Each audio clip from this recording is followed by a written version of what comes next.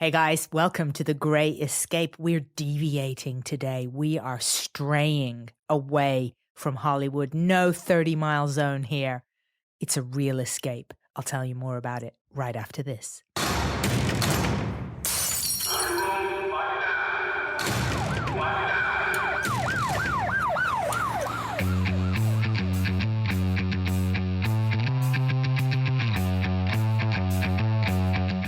So I wasn't kidding when I mentioned the word escape.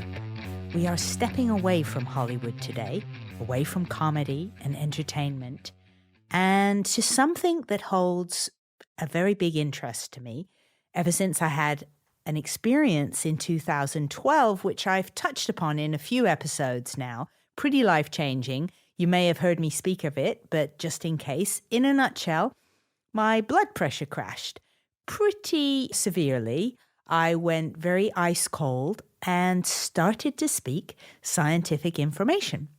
I know, very sci-fi.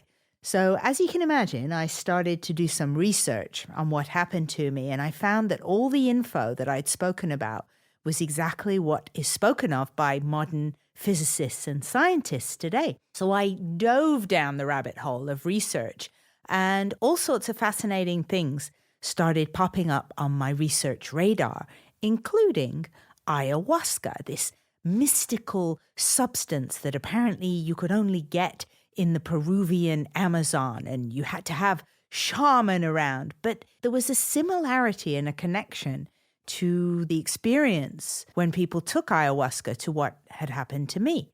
So today, on this very episode of The Grey Escape, we are going to speak with ayahuasca expert Mark Flaherty, who has written a book called Shedding the Layers: How Ayahuasca Saved More Than My Skin. And he refers there to a skin condition called eczema, or also pronounced eczema.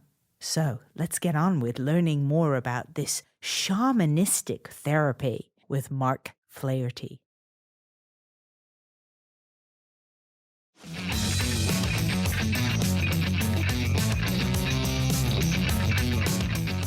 How many times have you done it now? Ayahuasca, well, I finally lost count, but probably in the region of 400 ceremonies now. 400? Yeah. How normal is that? No, that's the wrong word. How common is that to do it so many times? Pretty uncommon, I would suspect. I mean, have you met other people who have done it as many times as you? Only the people that I know from the center where I drink who have trained in the medicine or are apprenticing at the moment. And this is Blue Morpho? This is Blue Morpho, yeah, or just outside of Iquitos in Peru. Right. So I would like to go back to the beginning. So how do you encapsulate what happened to you, where you were in your life that you found ayahuasca? All right, so basically I was working as a computer programmer in London. That's horrible already. It's horrible already. Yeah, very close to where we are sat right now, actually, just a few miles up the road. Okay. And I was late 20s, and for a long time I'd had this sort of sense that I was missing something in life. I was never really totally depressed, but I was definitely not happy. I always felt like I was looking for something and I didn't know what.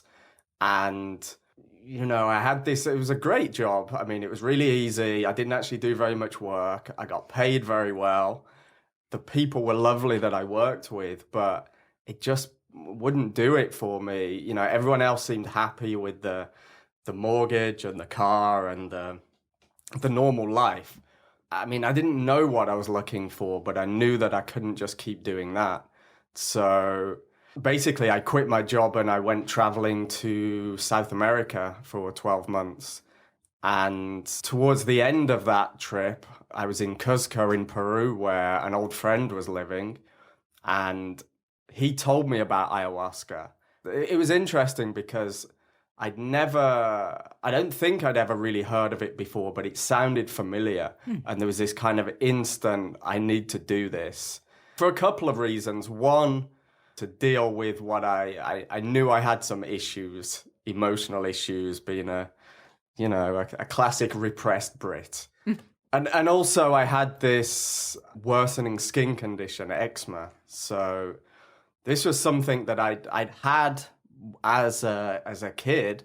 I was born with it and then had it very mildly when younger, but in the previous couple of years, it had started to get quite severe. It was getting worse and worse and spreading more and more across my body. And, I heard stories while in Peru about the physical healing that ayahuasca could help with. And so, my reasons were twofold for wanting to try it. So I did. So the guy that you met who told you about it in South America, what did he tell you about it that made you go, oh, I got to try this? Well, he's a really interesting guy. He's an old school friend, and he's always been into spirituality, for want of a better word. And, he would talk about being able to see spirits, and I knew this guy wasn't lying to me, and I was really interested in all that stuff, but I was just so logical and rational and skeptical that I couldn't believe it. To me, all that existed was this physical world that we see every day. There wasn't anything beyond it, and yet there was this yearning to really explore and see if there maybe could be. And so ayahuasca seemed like a way to push the boundaries and really explore whether there's any truth in that, because he was talking about the spirits that he meets within it. And this is a guy that would talk about spirits outside of ayahuasca. It wasn't purely in that, but... So he told me that side of it, and he also told me about his girlfriend at the time who'd had some quite significant physical healing through the ayahuasca ceremonies of cysts on her ovaries. Okay. Pain that she'd lived with for many, many years suddenly disappearing after the ceremonies. How many years ago is this now that you first then had heard about it? This was 11 years ago. This was back in 2004. And how quick were you on a plane to wherever you have to go? Oh, I was quick. The first ceremonies I actually did were in Cuzco, where I was at the time. Probably, I might have taken 2 or 3 weeks or a month after first hearing about it before the opportunity arose. But the real, that was a very mild introduction to what ayahuasca could be. And it was about another couple of months after that I found myself on the way to Iquitos to go to Blue Morpho, which was the retreat center out in the middle of the Amazon.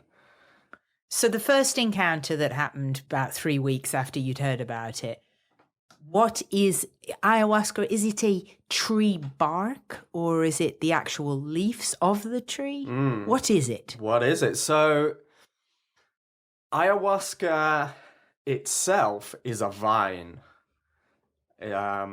But really, when people talk about ayahuasca these days, as in the experience of and the brew of ayahuasca, it's actually a mixture of things. So it is the vine called ayahuasca mixed with leaves of a plant called chacruna. And those are the two key ingredients. And every shamanic lineage will make a slightly different brew, but almost always those two will be in there, and it's those two ingredients together that create the ayahuasca experience. And then the particular shamans that I worked with, they would also add 6 or 8 different tree barks from the Amazon as well. And so the idea of those is they're not psychoactive in the way that the other ingredients are, but the tree barks, it brings in the spiritual component. So essentially, the way the shamans see it, there are certain trees in the jungle that are medicine trees, and they contain medicine spirits, meaning spirits that help you, to heal physically, emotionally, spiritually, mentally. And so these trees, by putting them in the brew, they then are able to call in the spirits of those trees during the ceremony. That's the reason that they go in there. And if you think about it on the physical level, the vine grows up the tree in the jungle, and it grows up. It's like the trees provide energetic support for the ayahuasca. Does the vine always grow up the same kinds of trees? I don't actually know, I'm not sure which trees it grows up. I wonder if it would have different nuances depending who it's been hanging out with. It's possible. Did it cost you very much money, this first ayahuasca encounter? Back then, the week, I think it was 9 days we were out there for, forget exactly, maybe about $1,500. Okay. About £1,000. I mean, it's not cheap. It doesn't, I've looked online and the places where you can go for a ceremony. It's sort of in the thousands of dollars that it costs. Yeah, I mean, there's many centers these days and the prices do vary. But, I mean, you're right, it isn't cheap. I would say what people tend to get out of it, and certainly what I got out of it, is, it's priceless. I mean, it sounds a bit cheesy, but the experiences and the changes it can produce in one's life, for me, make whatever expense worthwhile.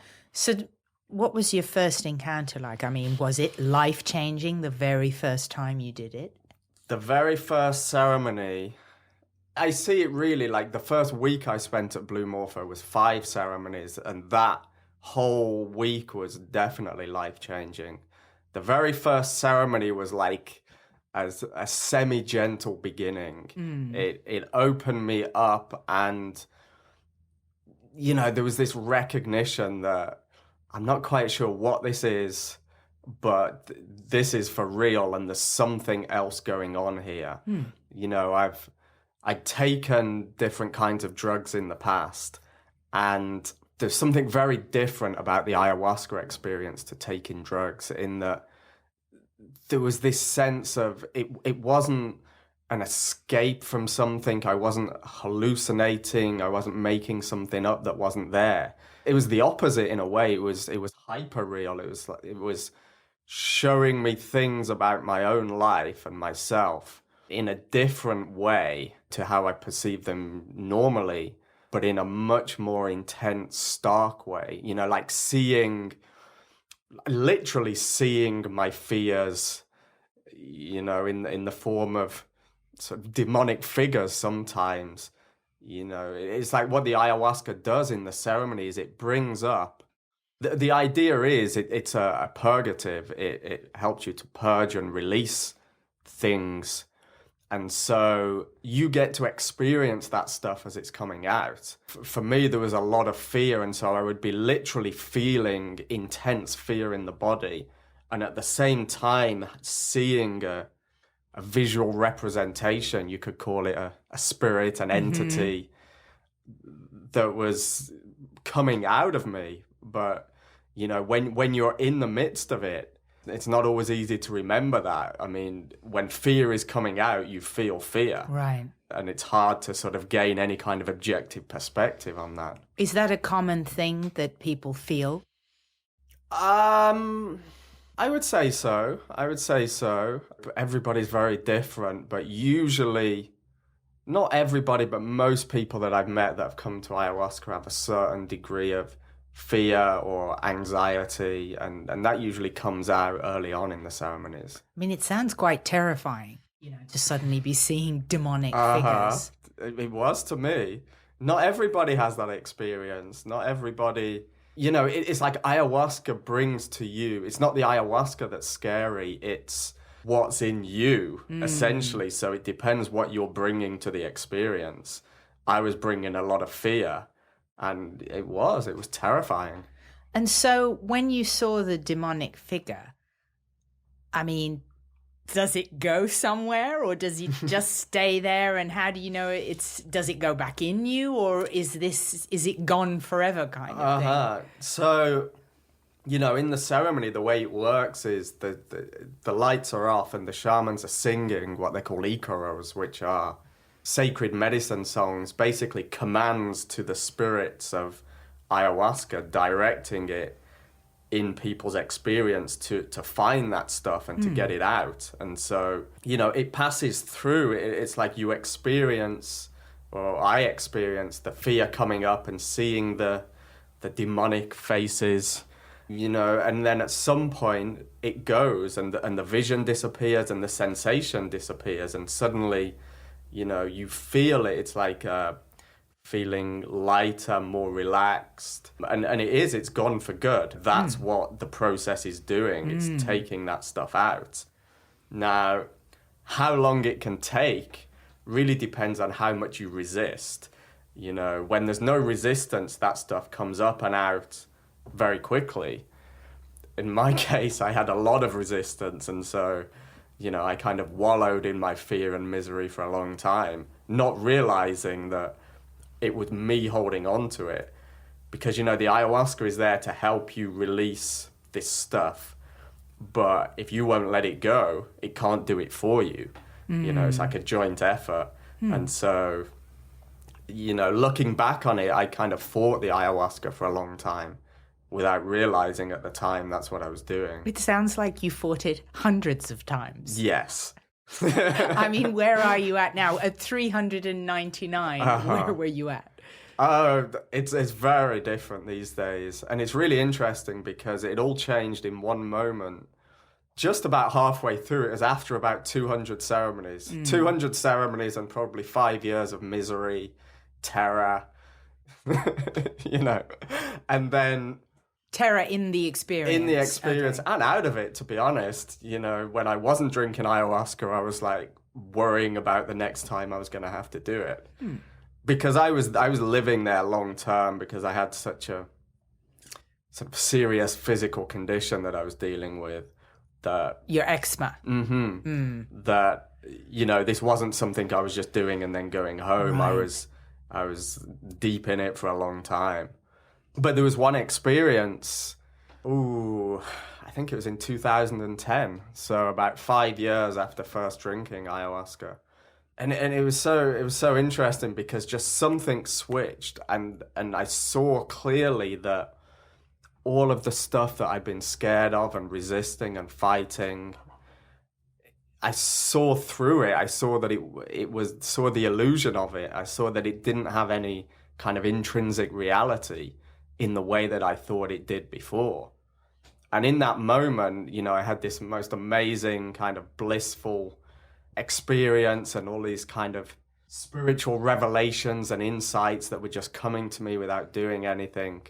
And after that, it went from pretty much every experience being difficult and hard work and terrifying to, you know, nice and blissful and wonderful and more insights and a little bit of fear here and there. But, you know, the big shift literally happened in one moment. Wow. Well, I read your book, Shedding the Layers, a couple of years back, which is why I'd reached out to you, mainly because of this bizarre coincidence that we had both gone to Sutton Park. That's right. And I grew up there, Yeah, we lived very close to each other. Yeah, and I just thought that was such a coincidence and had one of those little intuitive things of, hey, I should write to this guy. But in your book, you go into great detail about your this affliction of the eczema, which I had no idea how bad it could get. And some of it was so graphic with sort of, I mean, not to give a spoiler, but this is only a teeny spoiler, that you would be in your bed and your skin would like stick to your bed sheets and pull away from your body when you got up in the morning. Yeah, I mean, you know, what skin I had left would stick to the bed sheets. It was crazy. It was, you know, pretty much all of my skin fell off. It was like my body was on fire from the inside out, and I was like bright red all over. The slightest movement was agony, like my skin would tear. And every day I would have to sweep up my room and there would be a pile, like a big pile of skin. God. Huge pile of skin every day on the floor. And at night, so this really strange and really disgusting like thick black ooze would come out of my pores, my entire body, and it smelled like death. And so, yeah, when I woke up, I would be stuck to the sheets from that stuff, and I had to peel myself off the sheets. God. Now, from when you started to take the ayahuasca, how long before you saw an improvement, a shift in your skin condition? Well, I mean, it was a very long, very slow, gradual improvement. I mean, it probably took 5 years before I wasn't in, like, intense pain every moment. Wow. But, even within that, I could see that there was improvement. But, the levels we were talking about, it was, from like complete agony to just a lot of agony. I mean, how did you keep yourself going when you were in this just ferocious pain that you were in, and you describe it in your book? How did you keep going through that? Looking back, I have no idea, really, other than feeling like I had no choice. It was... I tried every other alternative, Western medicine, any kind of other alternative possible treatment, and nothing helped. And ayahuasca, there was just something about it I knew could help, and it was helping. It was literally... At times, it was, okay, just get through this one moment, this 1 minute, this 1 minute. It wasn't even getting through day by day. It was, okay, just survive another few minutes. And it did get to the point where I very nearly killed myself because I couldn't do it anymore. I reached that point where I couldn't go on and I wanted out. I didn't really want to kill myself, but I couldn't see myself being able to keep living that life anymore. But when it came down to it, I realized I couldn't actually do that. And whatever was going to happen, I was going to have to live it. Do they know what causes eczema? Western medicine basically says there is no cause. They Nice. Well, which is fair enough in a way, in that if they'd say, we don't know what the cause is, and maybe you can try something alternative and you might find a solution, but the doctors I saw were very much, there is no cure, there is no cause, here's some cream, suppress it for a while. I tried that, but it was so severe that even the strongest stuff they had just wouldn't touch it. It was, it was useless. I mean, my own personal beliefs are that a lot of psychological things and stress in our life manifests in just a myriad of ailments, physical ailments. So the first thing I think of is, well, you had this fear, which would be very stressful even on a subconscious level. How is that going to manifest? So it makes sense there would be a link between this skin affliction and what was going on in your subconscious, and that would also then make sense that the ayahuasca is dealing with what's going on in your subconscious and all these fears. And as the fears slowly go away, the skin starts to heal up. Does that make sense? Absolutely. Yeah, I totally agree with that. And I think that goes for most, if not all, of the health conditions that Western medicine has no idea about. Right. I think,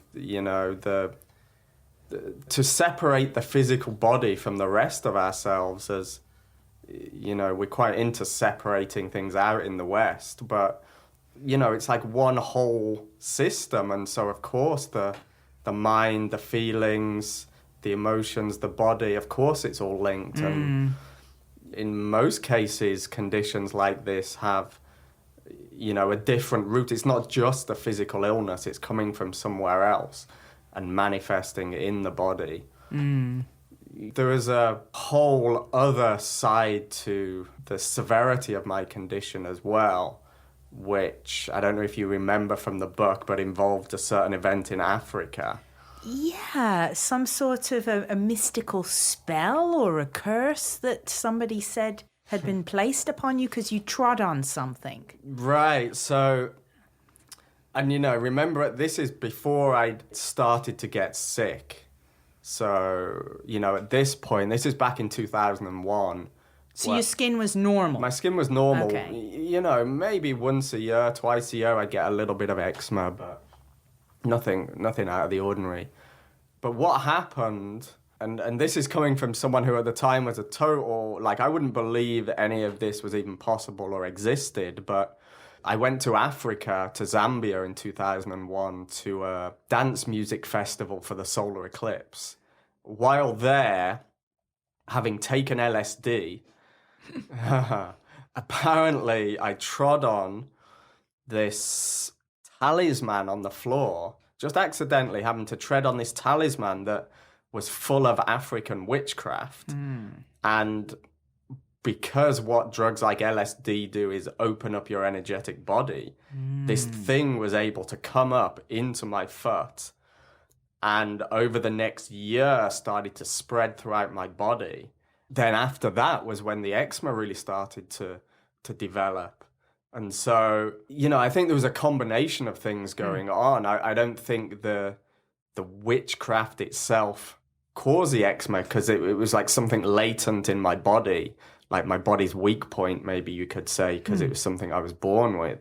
But it was like this bad energy, for want of a better phrase, that being in my body, it manifested through the symptoms of the severe skin illness. And how did you find out and tie those two things together? Were you aware at the time you'd trodden on this talisman object? No idea at all, no. I do remember it wasn't a particularly pleasant or light LSD experience, but I had no idea what had happened until my first week of ayahuasca ceremonies at Blue Morpho. And Hamilton, he's the guy that started Blue Morpho, he's one of the master shamans there. He basically saw this thing in my foot, this spirit lodged in my foot, and had to suck this thing out of me. And apparently he was saying it looked like this sort of big black sea urchin-like creature energetically in my foot. And it had these tendrils that went all the way up my leg, up my body, and into my neck. And at that point, before this week at Blue Morpho, as the eczema was getting worse, when I would scratch, it would be like this lightning bolt of electricity. Wherever I scratched on my body, it would shoot down into my left foot and my left foot would shake. Wow. Which is pretty weird. That's very weird. It's pretty weird, yeah. Things got weirder after that. But at the time, that was weird. And so he literally sucked this thing out. And even though that was kind of the beginning of the physical healing journey, not the end, from that day, that sensation of the electricity going into the foot was gone. Amazing. He actually put his mouth on your foot? Yeah, sucking on my soul. Wow. He's a brave character then, Hamilton. He is, and it was so disgusting that his teacher, his master shaman, Don Alberto, had to heal Hamilton after Hamilton had healed me because he'd somehow ingested some of this stuff. Yeah. Wow. Yeah. It sounds pretty important that you have a shaman with you supervising. Because, I've looked online and, there's places selling this, that, and the other ayahuasca or derivatives and similar things, claiming it's similar to ayahuasca. But it sounds like it could be a pretty nightmarish and potentially dangerous experience to do alone. For sure. The way I see it is ayahuasca on its own, what it does is it opens you up in a not too dissimilar way to something like LSD. Energetically, it opens you up. But what makes ayahuasca medicine is a combination of the physical brew of the ayahuasca, the shamans, and the ceremonial space and context that it's held in, and the sacred songs and the medicine spirits that they work with. So, a shaman trains for usually 5 to 10 years of intense training to be able to hold a ceremony safely. And, it's about managing the energies of the people in the ceremony, keeping out any other energies. And the vast majority of what happens in a ceremony is driven by the intention of the shaman. So, he needs to know what he's doing and have pure intentions, be a medicine man. And, when you don't have that, it's kind of potluck. You might have a good experience, it might be beneficial, but you haven't got that protective, safe space. It's far from guaranteed. And, who knows what could happen, what spirits could come into you, mess with you when you're in that space if you haven't got that protection. Are there actual also physical dangers beside the psychological horrors that might happen if it's a bad experience? I mean, I believe somebody died during an ayahuasca ceremony. Is that correct? Yeah, there's been a few over the last few years. There's been a handful, and usually or almost always there's something pre-existing. Well, there's a number of things. So firstly, in some cases, I think there's been interactions with either other medicines or drugs.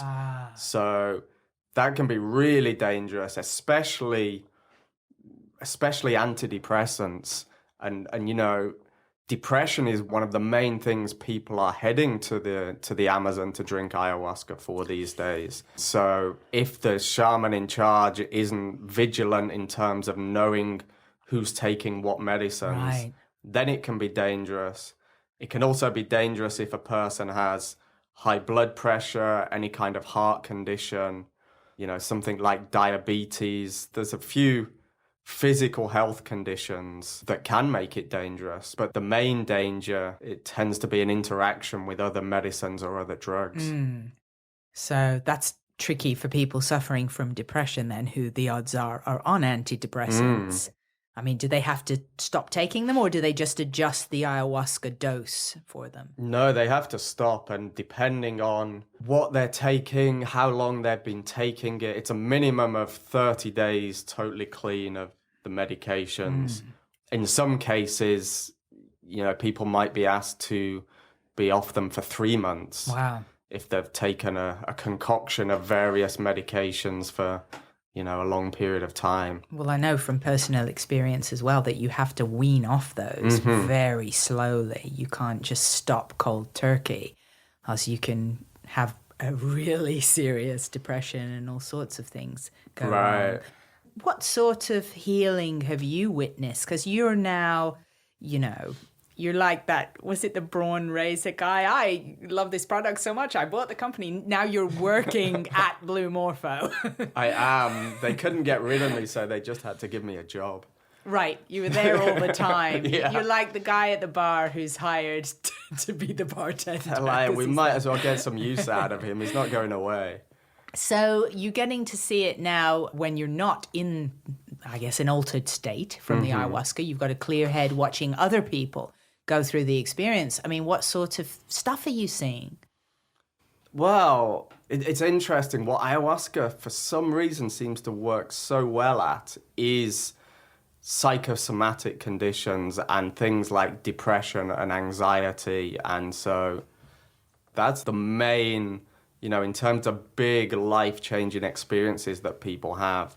I've seen many people who've had depression, sometimes for 20, 30 years, tried everything, been in therapy for 20 years, nothing has helped. And in 1 week, sometimes it might take a bit longer, but that depression can be completely gone, the anxiety gone. And then it's like a whole new person. It's like the beginning of a whole new life for that person. I've witnessed countless people go through tremendous life changes in literally a week. I mean, it's incredible how fast it can work. Wow. Do you keep in touch with any of the people? Yeah. It's funny, actually, because for whatever reason, it's the vast majority of people that go to Blue Morpho are Americans. So these days I have way more friends in America than I do here in Britain. We get very few Brits over there. I don't know what they're all doing, but they're staying depressed. maybe they're in the pub. Yeah. Blue Morpho, when I looked up the pricing, it's like around $2,500 for the session, and that's not including any travel, right? Correct. So you can run up a hefty tab. Yes. Getting rid of these psychosomatic and depressive sort of But situations. look at it this way, you know, if you've had, and I don't want to be like trying to hard sell anything because, you know, it's always people's personal decision. And I certainly wouldn't recommend ayahuasca. You know, it's like something that people have to feel called to do. So, but, you know, if you spend a year, 2 years in therapy, you know, how much money will you spend on that? Seen in that light against something that can really work and really work fast, you know, it's not cheap, but it's worth it. Given that from what you're saying, there are some absolute positive results, how come it's illegal in some countries? I don't know, you might have to ask, you might have to ask a few presidents that. How come it's illegal? Because, I mean, to make it illegal, somebody had to say, wait a minute, this ayahuasca is illegal. It's, you know. Right. Well, I mean, the active ingredient, it's interesting because the active ingredient that is illegal is DMT, which is found in the chacruna leaves part of the brew. It's like the ayahuasca vine itself has what's called the AO inhibitor. There you go. I even know what that is. It's monoamine oxidase, but I don't know if I'm saying it right. That sounds right. So it's those two together because we have naturally DMT in our bodies, but without the MAO or MOA inhibitor, without that, the DMT gets broken down, and so you don't have the kind of experience, but with two together is what sort of gives you what's called the visionary expanded state experience. And what's also interesting is the DMT in the body is apparently the biggest release of it is at the moment of birth and death. And sometimes they call ayahuasca the vine of the dead or the vine of the soul. I see. And so why is DMT illegal? I have no idea. So, I mean, I could probably get into some kind of conjecture about the state of Western society and the controlling governments. But I don't know, that's not really my gig. Well, I guess as well, anything found in nature, it's my understanding that it can't be patented. So therefore you can't sell it for hundreds of dollars a pill. Right. Right. Not that I'm saying anything about that at all. It makes sense as well. You're talking about the MAO inhibitors. My little bit of knowledge is I believe that the MAO is in your body, this monoamine oxidase. It breaks up things that your body doesn't think are supposed to be there, any toxins or poisons or stuff.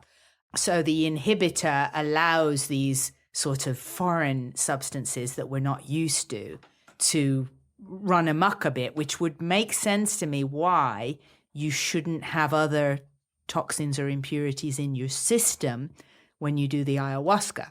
Because it's going to let them do some serious damage. That makes sense to me. Right. But, you know, I would also say, because we're talking about the sort of chemical scientific side of it, but if you looked at it from the shamanic traditional perspective, they wouldn't even really go into that. In a sense, you could say that this combination of chemicals that are in there works in a way to open your body up to this other realm. And it's not really the DMT or the chemical constituents that are providing the sort of life-changing experiences, but it's actually they somehow provide the space in which the spirits can come in and they're giving do you their work. access. Giving you access to something else. Can you take ayahuasca in other ways? I mean, is it one of these things, can you grind it up and smoke it? Or does it have to be drunk in this tea sort of a thing? You know, so it's pretty disgusting, by the way. It's probably the most foul-tasting thing I've ever drank. But I have heard that there's at least one tribe in Brazil in which one person blows it up the other's backside. Now, whoa! Now, based on that, I think I'll stick to drinking it.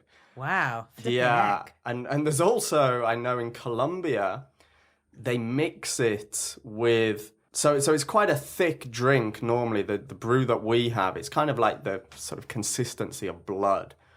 But in Colombia, they boil it down much more, and they mix it with honey. And apparently, I haven't done this, but I know people that have, that you have to sort of spoon it up, this thick, gloopy syrup, and sort of lick it off the spoon. And, you know, it kind of sticks to your mouth for a long time.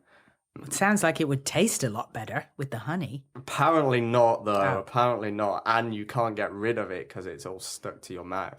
Colombia's off. We're back in Peru. Those are the 3 ways that I've heard of people taking it. So, you know, take your pick. That's a weird one. I mean, why your butt? Why can't you just inhale it?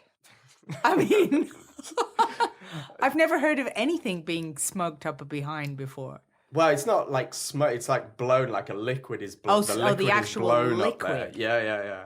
So it's like, I think it's like absorbed into the, whatever it is in your butt. Right. The capillaries, I don't know. I'm surprised then somebody hasn't figured out an IV of it that you just hook up to it. That would be nice. Be logical, right? Uh-huh. Get on it, people.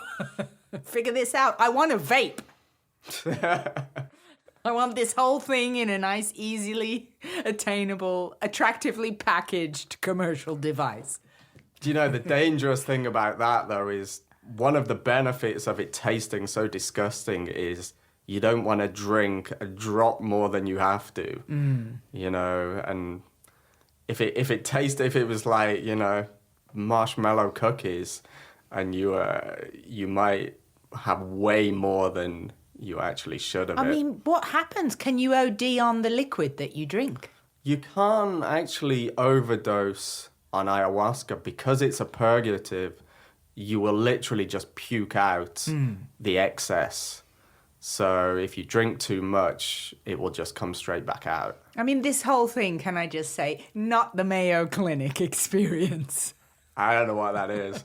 It's just a fancy spa. Okay. Like, it's so the opposite sounding thing. And don't you also, isn't vomiting a kind of guaranteed aspect of the experience? You know, it's not guaranteed, but it's extremely common. Okay. The vast majority of people vomit. Do things also come out the other end? Oh, yeah. And is that equally common, less common? It varies by people. I mean, I'm more an other end kind of guy. Oh, you're the other end. I see. I think I remember this in your book, a pretty fun little chapter. Right. You know, I spent countless hours on the toilet. I think 7 hours straight one night. Yeah. Wow.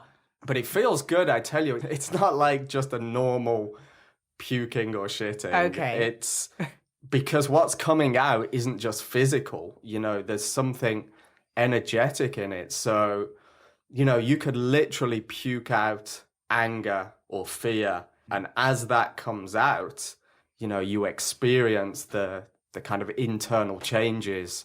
It's actually, as strange as it might sound, quite a pleasant experience afterwards. Right. You know, because there's this kind of intense build-up, and before something comes out, you're kind of feeling it at its extreme. Wow. And then out it comes, and there's suddenly this huge relief. I'm starting to understand why it's so expensive. These people deserve to get paid a lot for monitoring somebody who's on a toilet for 7 hours. That's worth a lot right there. You know, those guys work so hard. They give their lives to it. The path of a shaman is, it's not just you go into ceremony for a few hours at a time. It's an entire way of life that you live 24/7. You know, I have so much respect for them that do that. I wouldn't want to do it.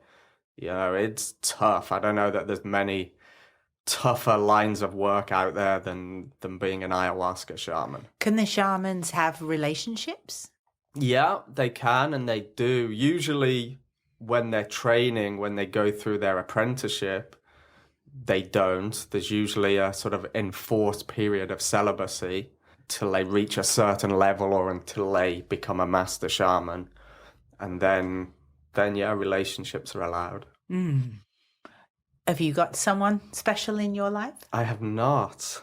I have not. I mean, I know from when you wrote your book saying about it was very difficult because of your skin condition. You just didn't want to be with somebody, which I can completely understand. And not even capable, frankly. I mean, you know, my entire life revolved around lying in bed, like not moving. Right. So, I mean, it wasn't even physically possible. Right. And so through your experiences, have you had relationships as you started to get better with your skin and emotionally and your fears went away? Yeah, so that was a significant part of my story and my fears as well, was revolved around relationships. The few relationships that I'd had up to the point of getting sick had pretty much been a total disaster.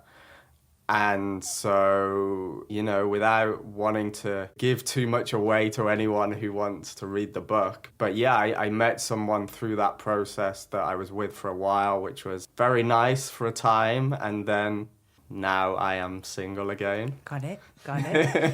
But on the lookout. On the lookout, excellent. We'll include your contact details. All right, sounds good.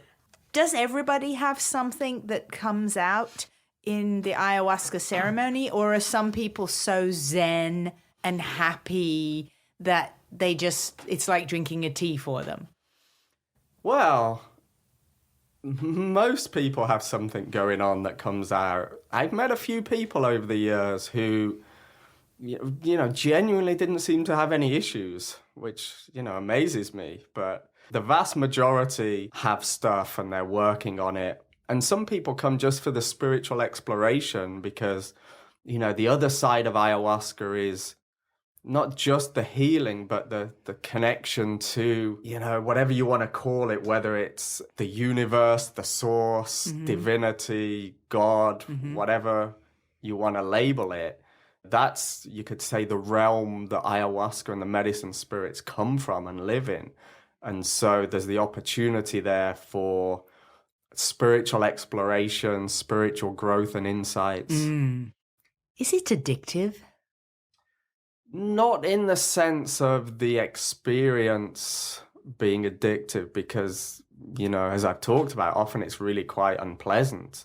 I wouldn't use the word addictive, but for me, it has a quality of, like, I just love exploring what the hell life is and what it's all about. And ayahuasca is a great tool to assist in that. But, you know, it's like something that's best used in great moderation, and then, you know, you go away and you integrate the experiences and the changes into your daily life. So, no, it's not addictive in the same way that, you know, drugs are. Why do you keep doing it? Well, I personally keep doing it at the moment because I'm still doing the physical healing journey. After 11 years, it's so much better, but there's still a little bit to go. And so, you know, I committed to completing that journey, however long it takes. Hopefully not too much longer, but, you know, that's the reason why I still go back. You must have spent a fortune. I spent, you know, every penny I had and more. But I was totally desperate. I had no life because I was so sick that the money became, I mean, I say irrelevant. Obviously, you have to have it to be able to do it. I was very fortunate in that I received a lot of assistance and charity. And, for many years, Hamilton allowed me to stay at Blue Morpho without paying because I couldn't pay. And, I had nothing. And then, slowly now, as my life is changing direction, it's like everything that my life is and it's becoming is a direct result of the ayahuasca. It's not just the physical side of things and the emotional side of things, but my entire outlook on life, what I do for a living, how I live my life. The entire thing has been completely changed through the ayahuasca. You mentioned people going with depression and fear and anxiety.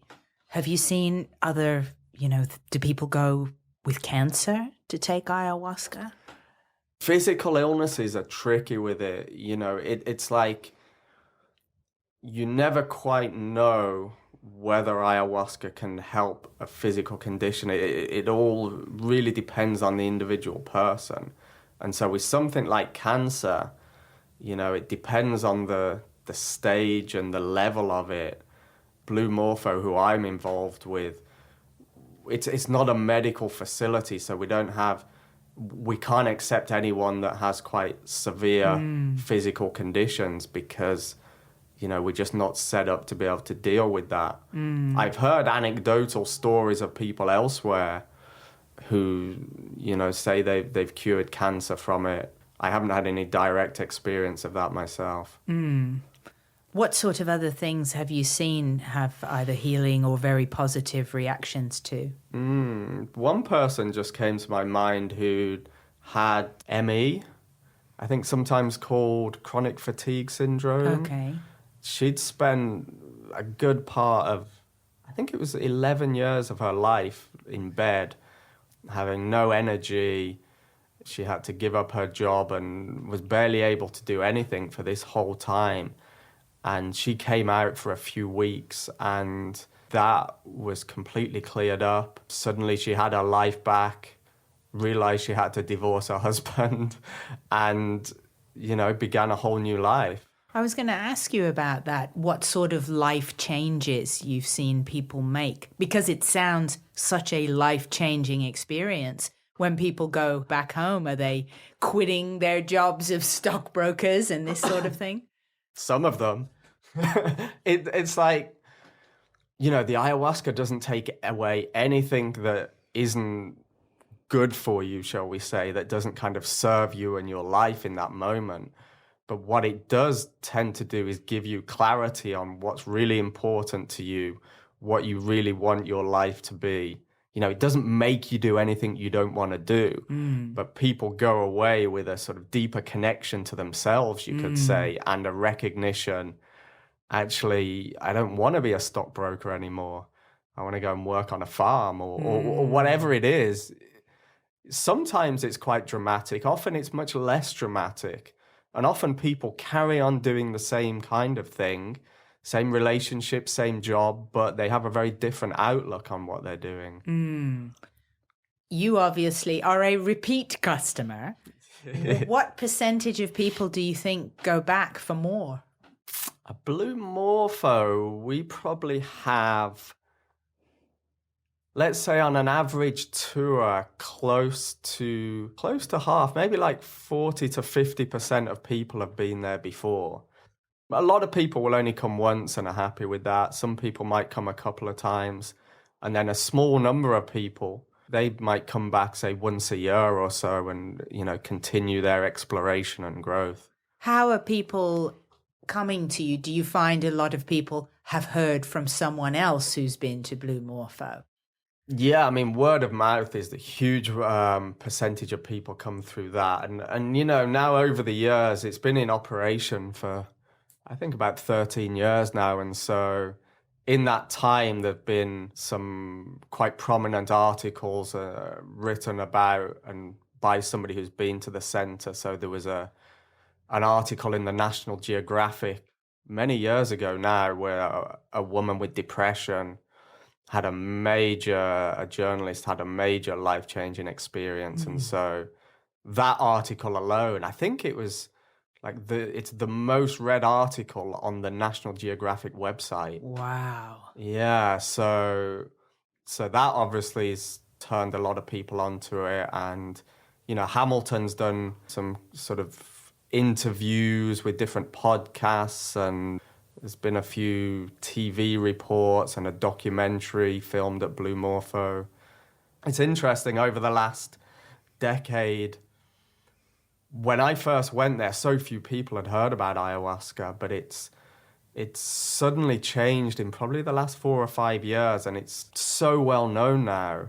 It seems like even if people haven't drunk it, so many people have at least heard of it, as it's infiltrating even the mainstream media these days, occasionally even with a positive story. Not often. Mainstream media not doing their job there. Uh-huh. Letting a positive story out.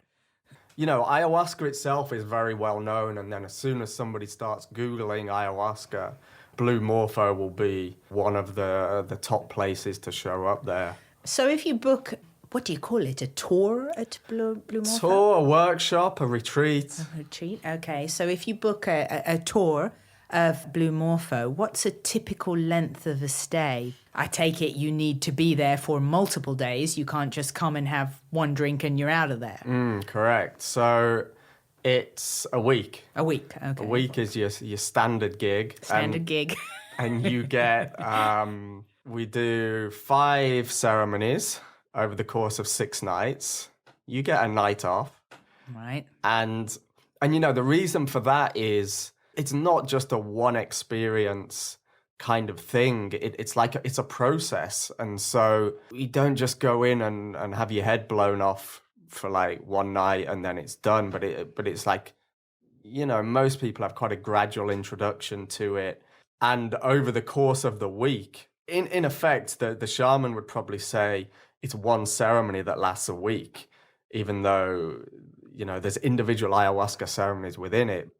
We found it's a balance between providing enough opportunities for people to make real world significant changes in their life, along with the realities, particularly in America, of how little vacation time they get. Yeah. So it's done so that they can get down there and only have to take a week off work. I mean, in America, your standard vacation is 2 weeks. What is it here in the UK? 5 weeks? Well, it's been a long time since I had a proper job, but yeah, 5 weeks, 6 weeks. Yeah. I think 4 weeks is the legal minimum.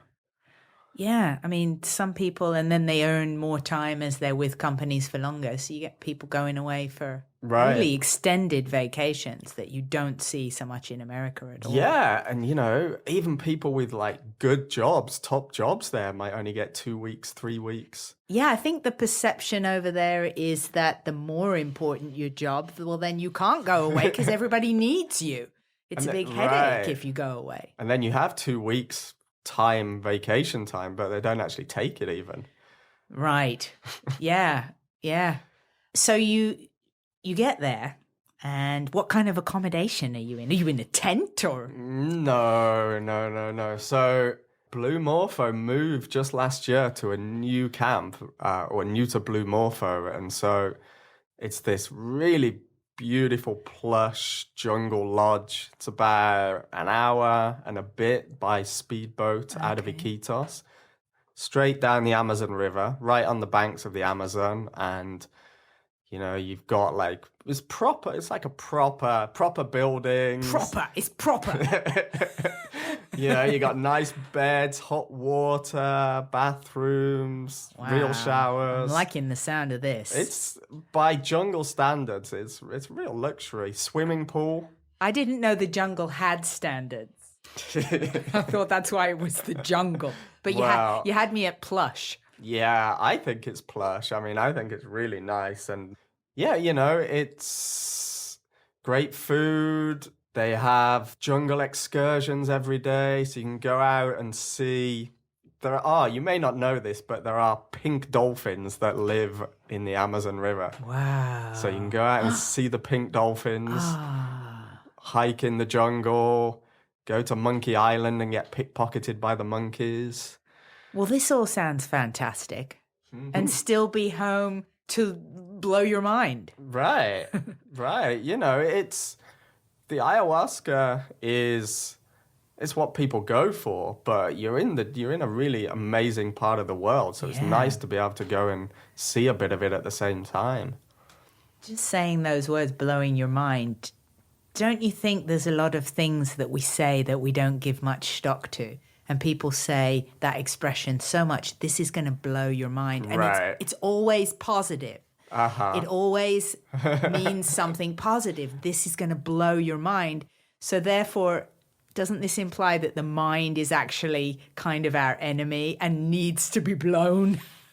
Yeah, I think you could say that. Or, well, I would say we treat it as our enemy.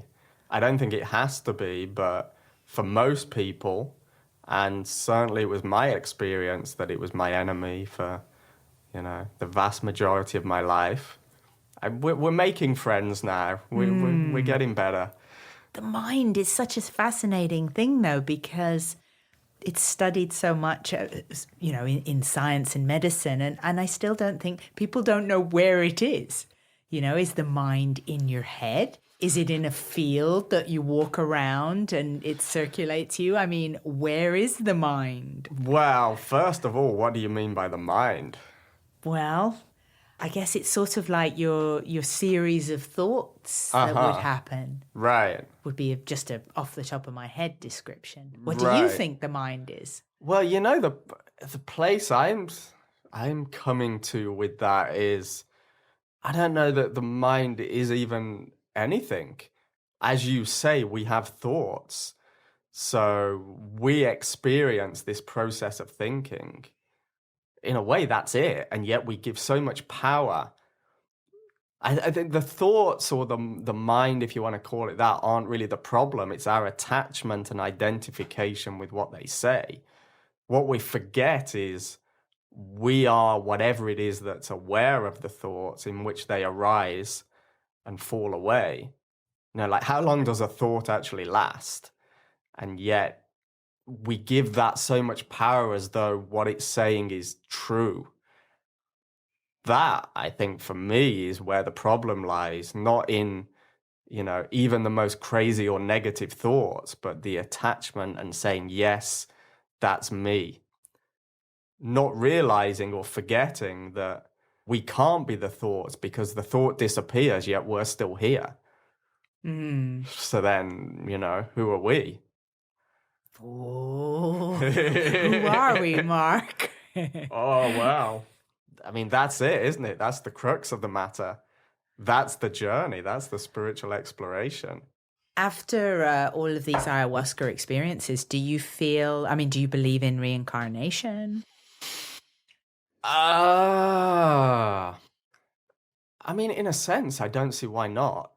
I certainly have no doubt that life, or I didn't begin at the moment of this birth and end when my body dies.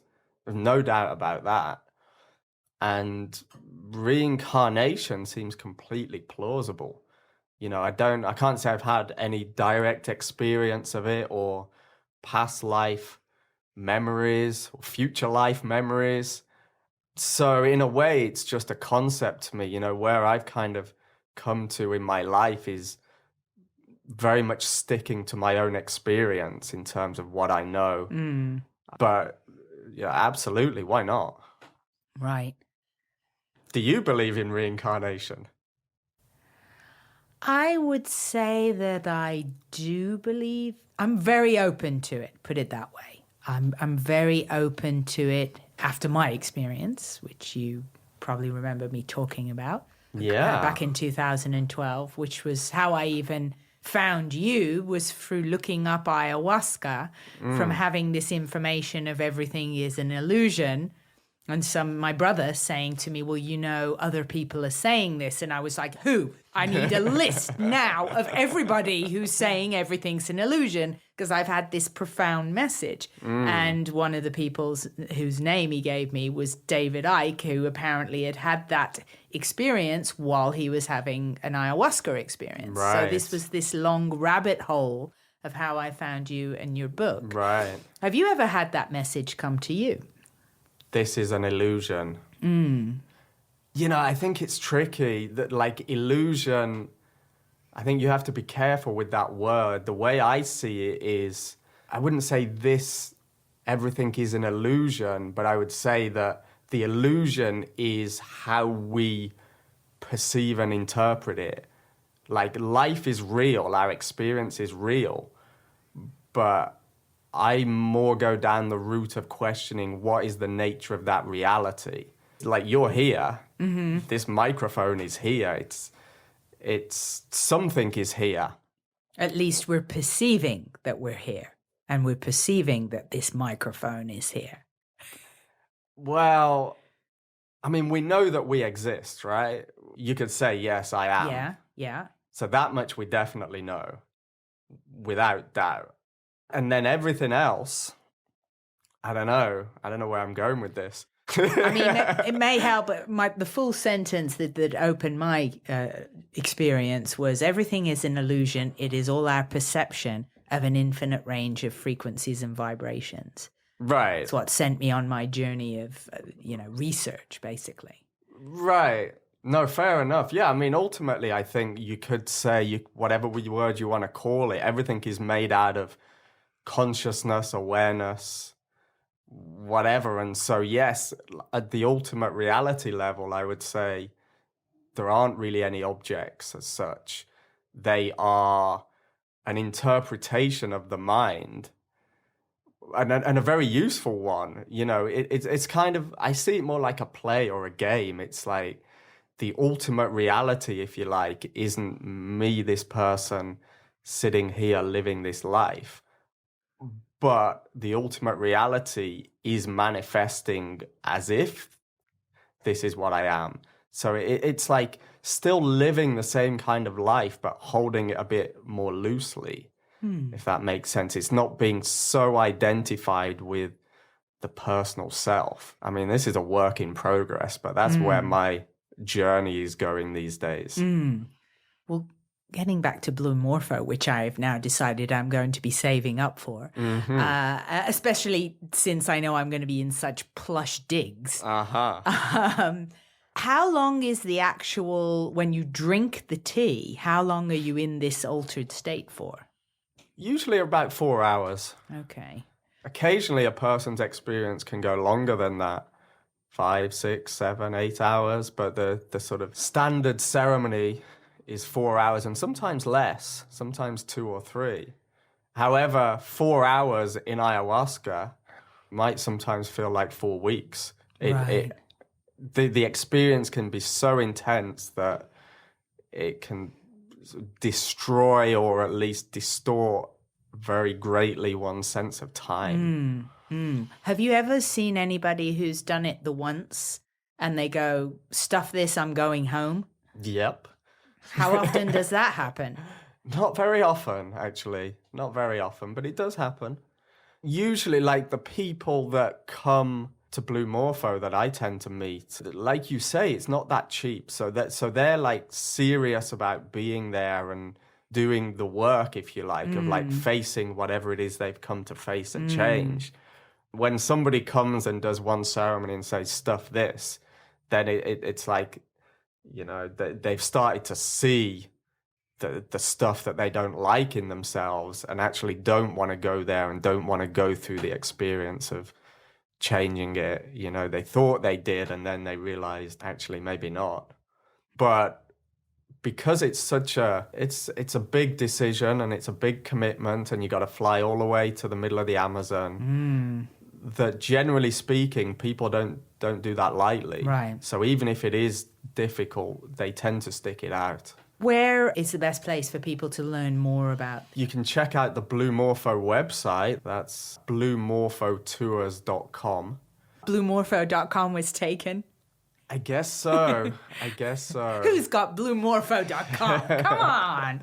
So make sure to add the tours in there. Right, Blue Morpho Tours. And how far in advance do you have to book these Blue Morpho tours? We tend to fill up quite a bit in advance these days. It's a good idea to book 3 months in advance. Sometimes there's space shorter, with shorter notice, but... And where's the best place for people to buy your book? Best place is on Amazon. Okay. Well, I'll be sure to put a link to your book on thegreyescape.com. Good stuff. And your dating profile. Very important. Well, thank you very much for taking time out and educating on ayahuasca. It's pretty exciting, and I'll be honest, a little bit scary to me as well. Yep. Yep, that's about right. Well, it's been great to be here and chat to you again, Natalie. Yeah. Mark Flaherty, everybody. Thank you.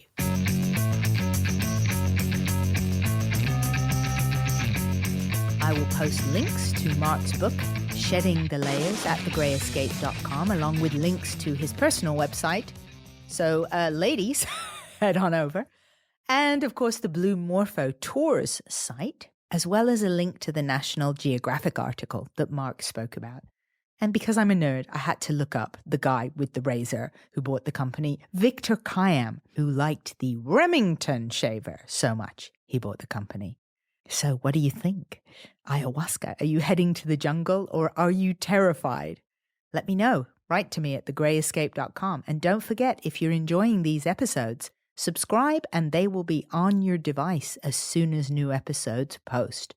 Subscribe and you will be the first or one of the first to hear the latest episode. Well, where I am right now, ayahuasca is highly illegal. So if I want to get into an altered state, legally, I kind of have to OD on mocha latte. But you know what? I think I'll stick to juicing. Maybe I'll luck out and I'll get a possessed carrot. Thanks for listening, and I'll catch you next time on The Grey Escape.